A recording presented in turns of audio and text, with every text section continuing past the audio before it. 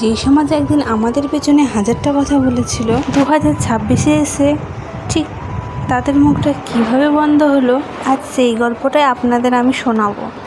Hello everyone, আমি মন।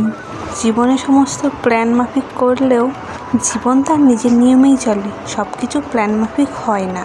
আমাদের বিয়েটাও হয়েছিল বেশ কয়েক বছর আগে।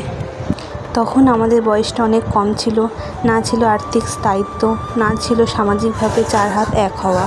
তাই আমরা সিদ্ধান্ত নিয়েছিলাম আমরা এই মুহূর্তে বেবি আনবো না।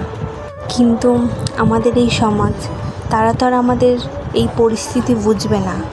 আশেপাশে পাড়ার লোক, আত্মীয় স্বজন কত কথাই না বলতো। আমি সবই টের পেতাম, কিন্তু কিছু মনে করতাম না। আমি জানতাম লোকেদের কাজই হলো আমাদের পেছনে কথা বলা। তারপরে এলো 2025 সাল। অবশেষে আমাদের বিয়েটা হলো, সামাজিকভাবে চার হাত এক হলো। আস্তে আস্তে আমাদের ফাইন্যান্সিয়াল কন্ডিশন ঠিক হলো, এখনও হয়নি, এখনও হচ্ছে। আমাদের বয়সটাও ম্যাচিওর হয়েছে, খুব একটা বেশি হয়নি।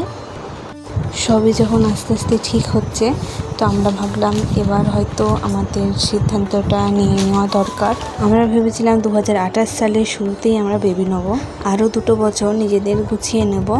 ওই যে বললাম, উপরবেলার প্ল্যানিংয়ের কাছে আমাদের প্ল্যানিং কিছুই না। আমাদের মনে হতে লাগলো কিছু একটা মিসিং আছে আমাদের দুজনাকার লাইফে। তারপরে আমরা সিদ্ধান্ত নিই যে অনেক তো হলো, এবার একটা বেবি নেওয়া যাক।